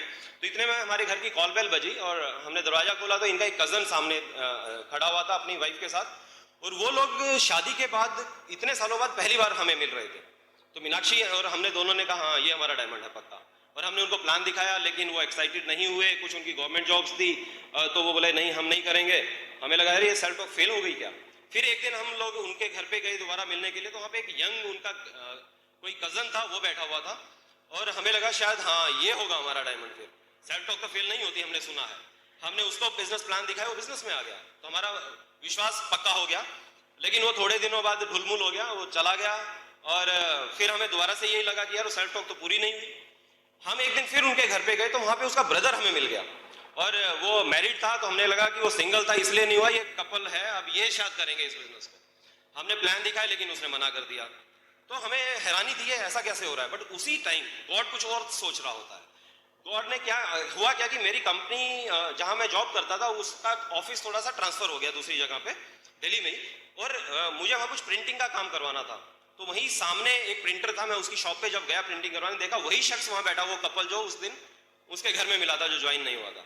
और तभी एफईडी आ रही थी, मैंने उसको एफईडी में इन्वाइट कर लिया, वो आ गया एफईडी में। एफईडी में वो आया और उसने बिजनेस को साइन अप कर लिया, और फिर वो इस बिजनेस में धीरे धीरे काम करना स्टार्ट किया। हमने उसकी डेप्थ बनाई, और डेप्थ में काम करते करते आज वो खैर इस बिजनेस में सिल्वर है, बट उसके काफी डेप्थ में हमें एक कपल मिला जिसका नाम है Nityanand and Ritika Roy. They are founder platinums, this year they are going emeralds. और उन्हीं के नीचे एक बहुत जबरदस्त लेडी है, अकेली बिजनेस बिल्ड कर रही है, दीपाली वालिया, प्लैटिनम जा रही है इस साल। अभी एक गोल्ड है mister Rakesh and Meenakshi Gupta, they are going founder platinum this year, और अगले महीने प्लैटिनम हो रहे हैं। उनके ही नीचे हमें एक जबरदस्त कपल मिला गाजियाबाद में, Jaiprakash and Hemlata, founder platinum जा रहे हैं, अभी गोल्ड है। और एक नित्यानंद की एक और लेग है समय सिंह, वो भी प्लैटिनम हो रहे हैं इस साल में। तो ये पहली लेग इस तरह से क्वालिफाई हुई, और दूसरी लेग जो क्वालिफाई हुई उसकी बहुत इंटरेस्टिंग स्टोरी है। मैं अपने ऑफिस में किसी को प्लान दिखाया, मैंने कलीग को, उसने बोला नहीं मैं ये बिजनेस नहीं करना चाहता हूँ।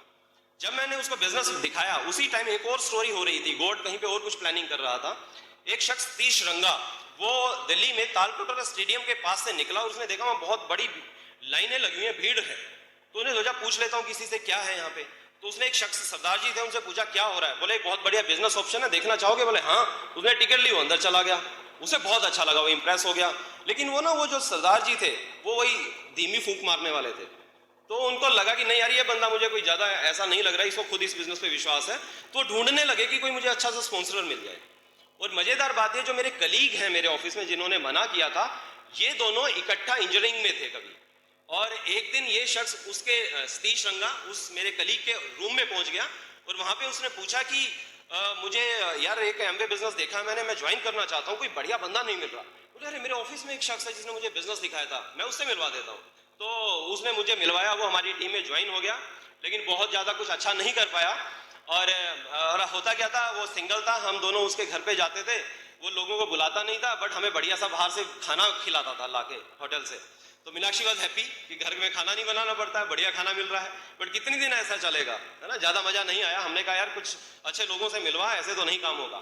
तो दिल्ली में एक बार इंद्रजीत जसमे जी का सेमिनार था, तो मैंने उसको बोला किसी को यहाँ पे लेके आओ आज आप।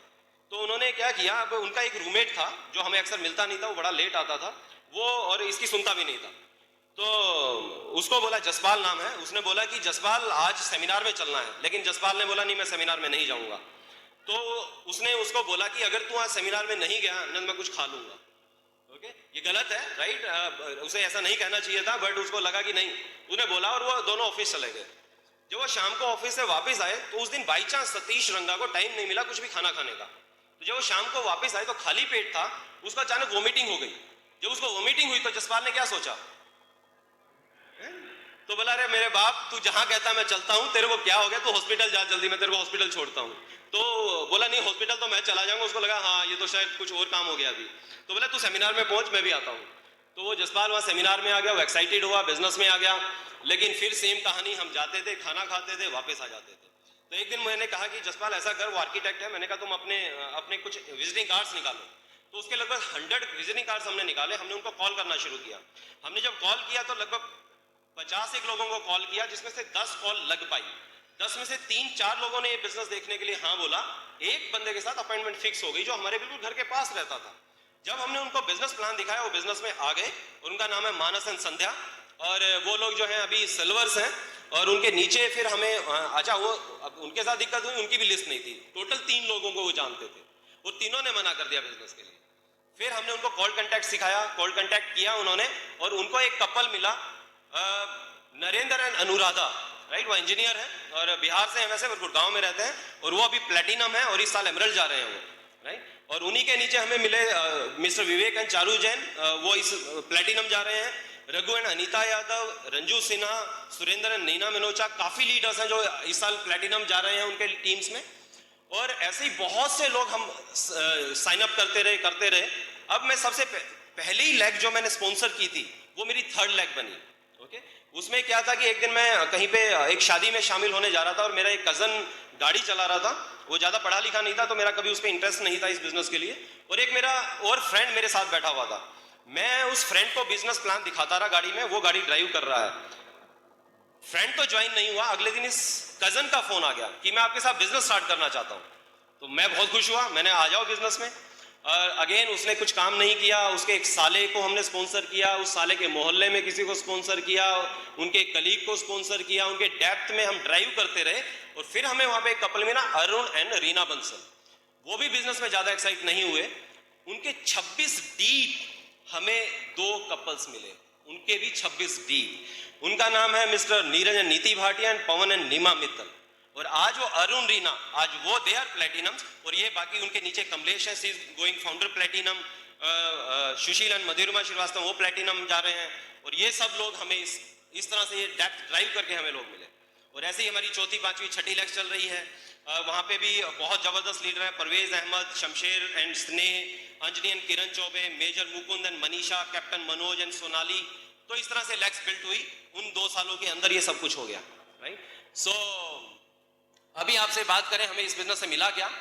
मुझे क्या मिला, जैसे मीनाक्षी ने बताया, तो मीनाक्षी ने बताया पेरेंट्स को ट्रिप दिया। लेकिन उस ट्रिप की जस्ट एक छोटी सी एक इंस्टेंट मैं आपको बताना चाहूंगा, शायद आपको कुछ लगेगा। जब मेरी मदर सिंगापुर ट्रिप के लिए अंदर एंटर कर रही थी, एयरपोर्ट के अंदर ट्रॉली लेके जा रही थी, अचानक पता नहीं उनके मन में क्या आया, वो अंदर दरवाजे में से वापस मुड़ी और ट्रॉली लेके वापस मेरी तरफ आई। और मैं एकदम, मेरे को कुछ इंस्टेंस याद आया, वो दिन जिस दिन वो खिड़की, याद है आपको, वो खिड़की वो में से मेरी मदर बोल रही थी, है ना, और खिड़की बंद कर दी थी। और अभी मुझे वो सामने जो वो दरवाजा था वो मुझे उस खिड़की की तरह से दिखा, बट मुझे कितना फर्क दिखा दोनों चीजों में। और मेरी मदर मेरे पास आती गई, शायद उनको भी ये वाइब्रेशन जा रही थी, मेरे आके गले लग गई, मेरे गले लगी और वो रोने लगी। और मेरे भी आंसू आ गए। और पता है मेरे कान में क्या बोली, थैंक यू बेटा। सर ये 2 वर्ड सुनने के लिए मैंने जितनी मेहनत की थी वो कुछ भी नहीं थी दोस्त, राइट। मैं आज भी इमोशनल हो जाता हूँ वो याद करके वो सीन, कि कितने पेरेंट्स हैं जो आज अपने बच्चों को शायद ये थैंक यू बोलते हैं, राइट। हम ऐसा कुछ कर पाते हैं क्या, वो ऐसा बोलते हैं हमें वो शब्द। और मेरे फादर जो है वो मुझे आईएएस ऑफिसर बनाना चाहते थे कि इसकी ना लाल बत्ती की गाड़ी हो, लोग बोले देखो है ना एसएस राणा जी का बेटा जा रहा है। तो अब हमें पता है कि हम जब डायमंड जाएंगे और हजारों लोग सामने होंगे, हमारे लिए चिल्ला रहे होंगे, हम अपने पेरेंट्स को स्टेज पे बुलाएंगे और मैं फादर मेरे देखेंगे लोग रो रहे हैं, चिल्ला रहे हैं हमारे नाम ले लेके। मेरे फादर को मैं ये माइक हाथ में दूंगा, मेरे फादर क्या बोलेंगे उसमें? आपको लगता है कुछ बोल पाएंगे? उनके भी आंसू निकलेंगे और वो जस्ट वर्ड्स बोलेंगे, I am proud of you. वो वर्ड सुनने के लिए हम डायमंड जा रहे हैं, राइट। और मीनाक्षी के लिए बहुत कुछ सोचा हुआ है, एक वाइल्ड ड्रीम है, आपके साथ शेयर करूंगा, शायद आपको अजीब लगे। आज खैर वो एक साड़ी लेती है, चाहती है तो मैं 3 दिलाता हूँ, पहले एक साड़ी नहीं दिला पाता था। और मेरा वाइल्ड ड्रीम क्या है, गुड़गांव के अंदर एक बहुत अच्छा मॉल है लाइफस्टाइल, और वहाँ बहुत अच्छा मटेरियल मिलता है। और अब जब भी जाती थी वहाँ पे ना प्राइस टैग देख के वापस आ जाती थी। अभी मेरा सपना क्या है कि इस बिजनेस के थ्रू हम लोग जिस दिन शॉपिंग के लिए मीनाक्षी जाएगी एक दिन, उस दिन वो शॉपिंग मॉल खुला होगा लेकिन खाली मीनाक्षी के लिए। उस दिन कोई और कस्टमर वहां नहीं आएगा, पहले ही वहां के ओनर से बात करूंगा कि तुम्हारी दिन में लगभग कितनी सेल होती है, वो बोलेगा इतनी सेल होती है, ठीक है मैं I will pay that money. और हमारी 3 गाड़ियां होंगी, काली रंग की गाड़ियां होंगी लंबी, और उनके ब्लैक शीशे होंगे। बीच वाली गाड़ी में से हम दोनों बैठे होंगे, एक गाड़ी सेम आगे एक पीछे, और उन दोनों गाड़ियों में से 2-2 मुस्टंडे 6-6 फुट के निकलेंगे ब्लैक ड्रेस में, रुमाल बांधे हुए, और हमारा दरवाजा खोलेंगे, हम उतरेंगे। इसलिए नहीं कोई सिक्योरिटी चाहिए, एक टशन के लिए, राइट, ताकि लोगों को ये पता लग जाए हमें क्या देता है। ओके, और वो हमारा दरवाजा खोलेंगे, हम शॉपिंग मॉल में एंटर करेंगे, और वहां पे उस दिन इंस्ट्रक्शंस होंगे कि आज यहाँ पे कोई प्राइस टैग नहीं होगा, और वो मीनाक्षी जो चाहेगी उस दिन शॉपिंग करेगी, और एक चेक से वो पेमेंट करके आऊंगा। ये मेरा इमोशनल ड्रीम है मीनाक्षी के लिए। और अपने लिए बहुत से ड्रीम्स हैं, जैसे मैंने बताया कि चाहता हूं कि कहीं पे पहाड़ी के ऊपर बैठ के, है ना, वहां पे मैं पेंटिंग करूं, और कहीं समुद्र किनारे डूबते हुए सूरज को देख के, है ना, पेंटिंग करूं, कुछ लिखूं, ये सब चाहता हूं अपने लिए। और अभी क्या मिला है, सबसे बड़ी बात, आज वक्त मिला है। पहले नाश्ता हमेशा मेरे गाड़ी में होता था ऑफिस जाते वक्त, है ना, समय नहीं मिलता था नाश्ता करने का, और आज मैं सुबह 3 बार नाश्ता करता हूँ। पता कैसे? लगभग 8 साढ़े 8 बजे तो उठता हूँ, मीनाक्षी उठाती हैं, चाय इकट्ठा पीते हैं दोनों हमारे आंगन में बैठ के, सब लोग भाग रहे होते हैं अपने अपने ऑफिस और अपने बिजनेसेस के लिए। और उसके बाद फिर मैं अपना प्रोटीन शेक लेता हूँ और फ्रूट्स लेता हूँ, और उसके बाद मैं जिम चला जाऊँ। जिम जाता हूँ मैं लगभग 10 बजे के आसपास, और पहले उस टाइम मैं ऑफिस में हुआ करता था। अच्छा, जब 10 बजे जिम जाता हूँ ना, तो वहाँ पे कोई भी जेंट्स नहीं होते हैं, वहाँ पे लेडीज होती हैं, इसलिए नहीं जाता हूँ, बट वो टाइम ही राइट, लेडीज हाउसवाइफ वो उस टाइम वहाँ पे आती हैं। और मैं 1.5 घंटा जिम करता हूँ, 11:30 वापस आता हूँ, आते ही फिर मैं नाश्ता करता हूँ हल्का सा, कुछ वो इंस्ट्रक्शंस दी हुई हैं जिम इंस्ट्रक्टर ने। उसके आधे घंटे के बाद फिर प्रॉपर नाश्ता करता हूँ। अच्छा लग रहा है आपको? Right, okay. और उसके बाद फिर हम लोग, मैं अपने एमबीए ऑफिस चला जाता हूँ, थोड़ा वहाँ लीडर्स आते हैं, उनसे मुलाकात होती रहती है, वापिस आते हैं, लंच करते हैं, लंच करके 2 से 5 हम लोग सो जाते हैं। उसमें मोबाइल भी फोन ऑफ होता है। किसको अच्छा लगता है दोपहर को सोना? यस, कितने सो पाते हो? नहीं पॉसिबल है, राइट, वीकडेज में। और फिर शाम को हम लोग 5 साढ़े 5 बजे सारी फैमिली बैठ के हम लोग शाम की चाय लेते हैं, और फिर हम लोग रात को 7:30 डिनर कर लेते हैं, और उसके बाद हम लोग अपने बिजनेस के लिए निकल जाते हैं। अभी पीछे बरसात बहुत हुई थी, यहाँ भी हुई थी, तो कई बार शाम को 4 बजे 5 बजे बरसात होती थी, हम लोग ना चाय पकौड़े खा रहे होते थे, और उस टाइम ना मैं एसएमएस करता था कुछ लोगों को, किन लोगों को जिन्होंने मुझे इस बिजनेस के लिए ना बोला था, उनका एक अलग से फोल्डर बनाया हुआ है मैंने। तो मैं उनको एसएमएस करता था कि इस मदमस्त शाम में बरसात की बूंदों को देखते हुए इस आंगन में अपने परिवार के संग बैठ के चाय पकौड़े खा रहा हूं, तुम क्या कर रहे हो? और बहुत अच्छा लगता था ये एसएमएस करता हूं जब उन लोगों को, राइट। तो अभी बहुत मजा आ रहा है इस तरह से लाइफ में, और अभी 3 गाड़ियां चेंज कर चुके हैं, बहुत खूबसूरत एक हमने गुड़गांव में घर बनाया है। और देखिए, ये सब चीजें इसलिए नहीं बता रहा हूं कि हमारे पास क्या हो गया इस बिजनेस के थ्रू, मैं आपको होप दे रहा हूं कि आज हमारे साथ ऐसा कुछ हुआ है, अगर आपके भी कुछ ऐसे ही ड्रीम्स है तो आपके भी पूरे होने वाले हैं। Yes, okay. और अभी जस्ट हम लोग 3-4 दिन पहले नई गाड़ी लेके आए हैं, 9 लाख की गाड़ी ली है हमने, राइट। और अभी नई लॉन्च हुई है बिल्कुल, वो गाड़ी एक जर्मन कंपनी है। 9 लाख की गाड़ी लेना कोई बहुत बड़ी बात नहीं है, राइट। यहाँ पे बहुत लोगों के पास में, और गुड़गांव में इससे बहुत बड़ी बड़ी गाड़ियां हैं। मजेदार बात पता है क्या है? मैंने उसका एक चेक से पेमेंट किया है, उसके लिए मैंने कोई फाइनेंस नहीं लिया, राइट। एक चेक से पेमेंट किया, मुझे बहुत अच्छा लगा, राइट। और तो ये सब कुछ लाइफ में हो रहा है। और अभी आपसे एक सवाल है मेरा, क्या आप भी कुछ ऐसे सपने रखते हो? कुछ इमोशनल सपने हैं आपके, पूरा करना चाहते हो? अभी मैं आपके साथ 15 मिनट कुछ एक ऐसी एक्सरसाइज करने वाला हूं जो आज आपकी लाइफ में जरूर, मैं गारंटी के साथ बोलता हूं, आपकी लाइफ में कुछ आज चेंज लेके आएगी। तैयार हो?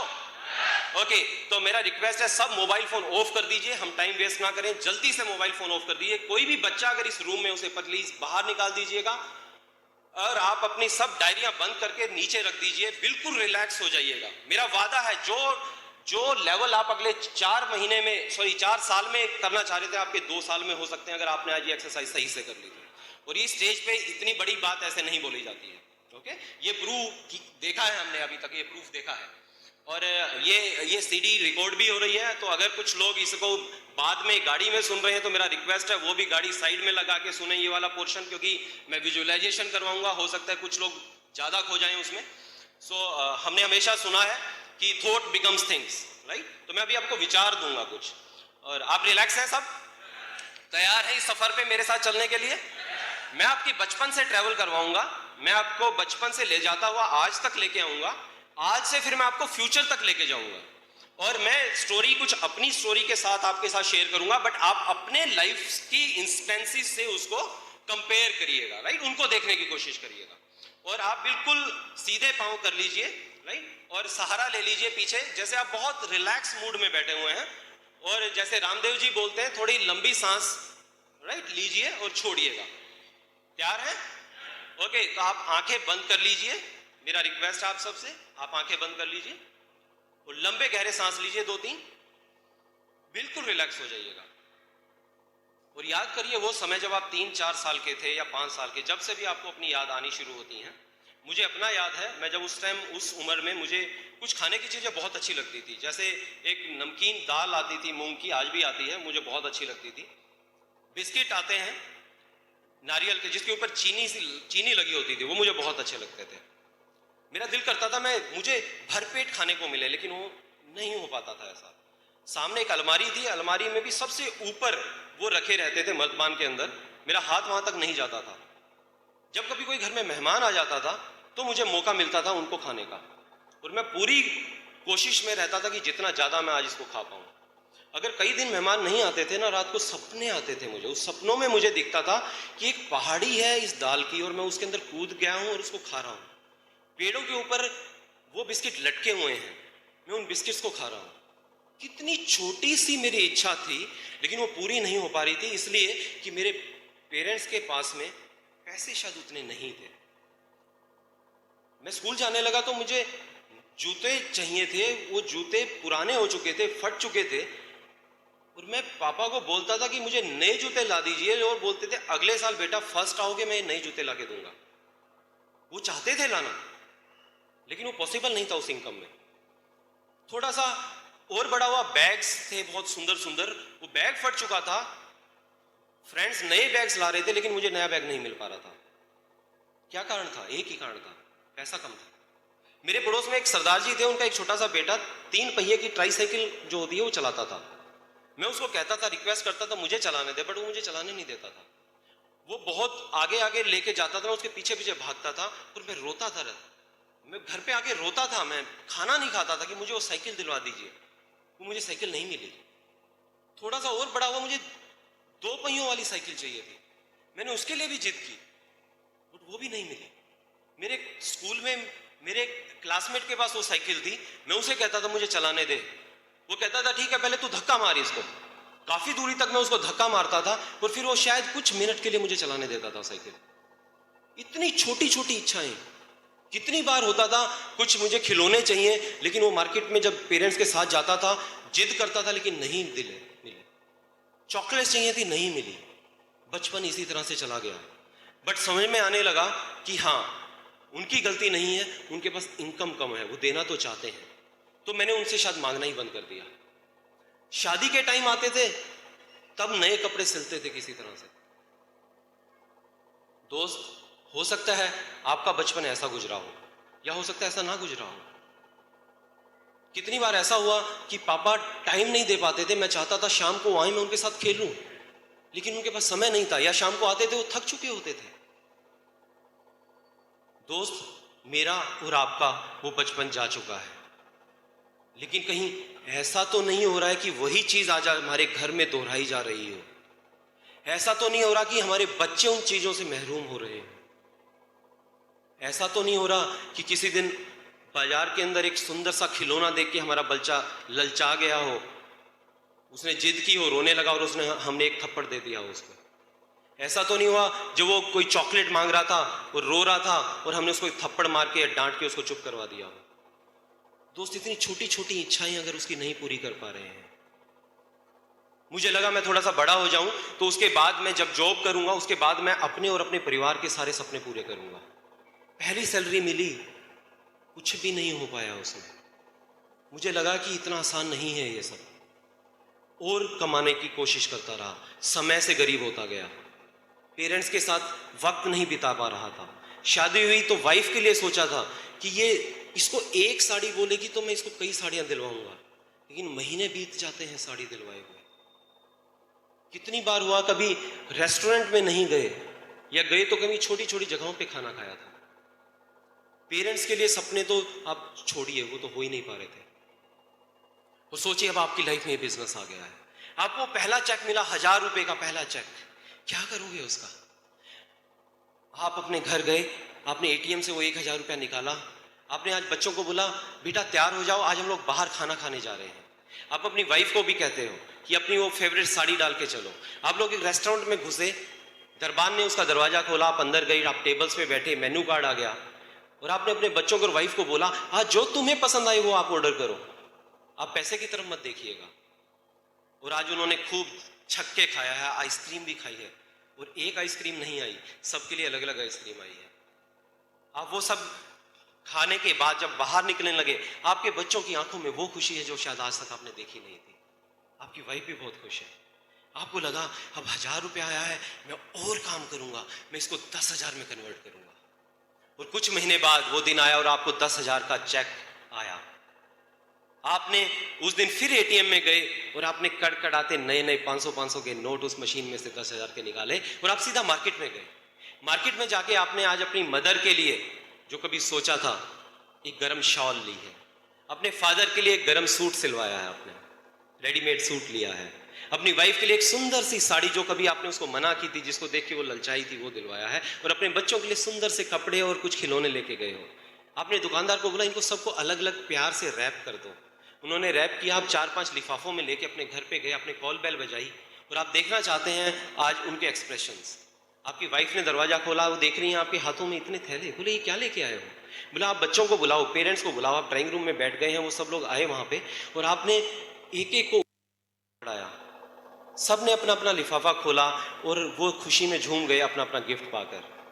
आपकी मदर की आंखें थोड़ी सी नम हो गई हैं, आपके फादर आपकी तरफ देख भी नहीं रहे हैं बट मुस्कुरा रहे हैं। आपके बच्चे इतने खुश हैं वो सब पाके, वो उछल रहे हैं और एक दूसरे को दिखा रहे हैं। आपकी वाइफ वो तो बहुत इमोशनल हो गई है और आज रात को आप इतना सुकून की नींद सोए हैं, आपको बहुत अच्छा लगा। और आपकी इच्छा है, अब आपने उसी रात डिसाइड कर लिया कि अब मुझे प्लेटिनम जाना है, मुझे 50,000 रुपया कमाना है। और सोचिए आज आपको 50,000 रुपए का चेक आ गया है और आज आप अपनी नई गाड़ी की डिलीवरी लेने गए हैं। हो सकता है आपकी पहली गाड़ी हो और हो सकता है आपने एक बड़ी गाड़ी खरीदी हो। आप जब अपनी फैमिली के साथ उस डीलरशिप में गए, वहां पे आपका मैनेजर, सेल्स मैनेजर वेट कर रहा है, उसने कुछ पेपर्स पे साइन करवाए, बोला सर आपकी गाड़ी तैयार है, आप पीछे आइए शोरूम में। आप शोरूम में गए, आपकी गाड़ी पूरी फूलों से सजी हुई है, वहां पे रिबन्स लगे हैं आगे बोनट के ऊपर, और एक लेडी वहां पे रिसेप्शनिस्ट आती है एक थाली लेके, आपको तिलक करती है, आपकी पूरी फैमिली का फोटो खींचती है। आपके फादर आपकी साथ वाली सीट पे बैठते हैं, आपकी फैमिली पीछे सीट पे बैठ जाती है। आप चारों दरवाजे बंद करते हैं और उस नई गाड़ी की खुशबू को महसूस करते हैं।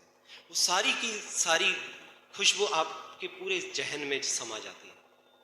आप गाड़ी ऑन करते हैं, अपने धार्मिक स्थान पे जाते हैं, वहां पे आप उसकी पूजा अर्चना करते हैं, आप वापस घर आते हैं, पूरे मोहल्ले में मिठाई बांटते हैं, सब आपको बधाई दे रहे हैं। और हो सकता है आप अपने गांव से दूर रहते हैं, आप अपने गांव में वो गाड़ी लेके जाते हैं, सारा मोहल्ला आपके पास में आपको बधाइयां देने आ रहा है, आप बहुत खुश हैं। और तब आप डिसाइड करते हैं इसको और आगे लेके जाने की। आप फाउंडर प्लेटिनम हो गए हैं और आपके पास इन्विटेशन आता है बाहर के ट्रिप के लिए, इंटरनेशनल ट्रिप। आप बहुत खुश हैं, आपके पासपोर्ट मंगवाए गए हैं, 10-15 दिन के बाद आपके पासपोर्ट आ जाते हैं वीजा लग के, टिकट्स के साथ में और कुछ गिफ्ट्स आ जाते हैं। और आज वो दिन है जिस दिन आप एएलएस के लिए जा रहे हैं, आपकी पूरी टीम आपके घर पे है और वो आपके लिए बहुत खुश है। आप एयरलेस के लिए जब एयरपोर्ट पे पहुंचे तो वहां पे सैकड़ों लोग हैं जो आपको बुकेस दे रहे हैं, आपको फूल दे रहे हैं और आपको शुभकामनाएं दे रहे हैं। आप ट्रॉली में अपना सामान रखते हैं, अंदर एंटर करते हैं एयरपोर्ट में, और वहां पे फिर आप फ्लाइट के अंदर जाते हैं और फ्लाइट में एयर होस्टेस आपको गाइड करती है, आपकी सीट पे बिठाती है, आप दोनों रिलैक्स होते हैं और तभी आप अपनी वाइफ की तरफ देखते हैं, उसने अपना सिर आपके कंधे पे रख दिया है और कहते हैं थैंक यू वेरी मच। और आपको लगता है कि आज शायद आपने कुछ कर दिखाया है। आप आज तक अपनी वाइफ को कहीं नहीं घुमा पाए थे और आज आप उनको स्विट्जरलैंड लेके जा रहे हो। और कब आपको नींद आ गई आपको पता नहीं लगा, और जब आपकी नींद खुली तो आपने देखा खिड़की में से, आपने अपनी वाइफ को भी जगाया, सामने ऊंचे पहाड़ हैं जो पूरे बर्फ से ढके हुए हैं। आप अपनी वाइफ को कहते हैं देखो नजारा। और अभी फ्लाइट लैंड कर गई है, आप अपने उस आलीशान होटल में पहुंच गए हो, वहां पे आपका शॉपिंग का पैसा आपको दिया जा रहा है। ऐसा होटल आपने जिंदगी में देखा भी नहीं था कभी। आप अपने रूम में गए, आप उस बिस्तर पे कूदने लगे, इतना बड़ा रूम, इतना बड़ा बाथरूम, आलीशान। और आज आपको उसी पहाड़ी की चोटी पे हेलीकॉप्टर के द्वारा उतारा गया है। आप दोनों को एक स्लाइड दी गई है, उस स्लाइड में एक ही जने की बैठने की जगह है। आप उस पर बैठ जाते हैं, आपकी वाइफ आपकी गोदी में बैठी है, चारों तरफ सफेद बर्फ है और आपके कुछ और बिजनेस फ्रेंड्स वो भी इसी तरह से वहां पे बैठे हुए हैं। और अभी वो स्लाइड को ऊपर से छोड़ दिया जाता है, वो स्लाइड हल्के हल्के नीचे आने लगी है, बर्फ थोड़ी थोड़ी उड़ने लगी है, आपकी वाइफ आपके साथ में चिपक गई हैं और चारों तरफ आप देखते हैं सब कपल्स इसी तरह से एंजॉय करते हुए उस बर्फ के ऊपर फिसलते जा रहे हैं। और आप वो पूरा ट्रिप लेके कुछ बहुत अच्छी मीठी यादें लेके वापस आ जाते हैं और इस बिजनेस को और बड़ा करते हैं। और आज वो दिन है जब एडीसी में आप खड़े हैं अपनी सारी टीम के साथ। ये लास्ट दिन है, आपकी 5 लेग्स क्वालिफाई हो चुकी हैं, लास्ट लेग के 9000 पीवी हो चुके हैं और इतने में आपकी डाउनलाइन आपको बताती है आके सर आपकी 6ठी लेग भी क्वालिफाई हो गई है। You are a brand new diamond. आपकी वाइफ कहती है वी हैव डन इट, उसकी आंखों में आंसू हैं। आपके बच्चे कहते हैं पापा हमने कर दिखाया है। आपकी सारी डाउनलाइन आपसे लिपट जाती है, सबके सब लोग आपको गोदी में उठा लेते हैं, वहां पे लोग आतिशबाजी करने लगते हैं, आपको मालाएं दे रहे हैं, आपको फूल दे रहे हैं। आपका पूरा काफिला आपके घर की तरफ आता है, आपके पेरेंट्स वहां पे गेट पे वेट कर रहे हैं, आपका पूरा घर सजा हुआ है, लाइटें लगी हुई हैं पूरे घर में। और आपको भी फोन आना स्टार्ट हो जाते हैं, एमबे से फोन आता है, बिल ब्रिट जी का फोन आता है कि I am proud of you. आप अधिकारी जी का फोन आपके अपलाइंस का, आपके डाउनलाइंस के फोन आते हैं। आप सोचते हैं ये मेरे साथ क्या हो गया है आज।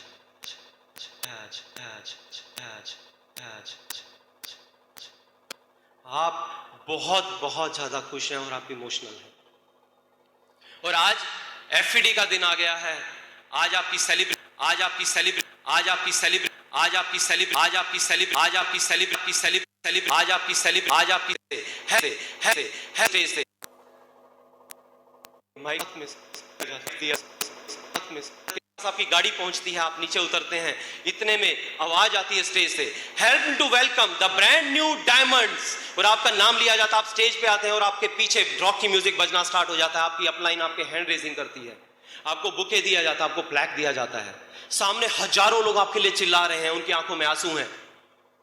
इसी दिन के लिए तो इस बिजनेस को किया था आपने। आपके पेरेंट्स को स्टेज पे बुलाया जाता है, आपके पेरेंट्स वो नजारा देख के रो रहे हैं, आपके फादर के हाथ में ये जाता है।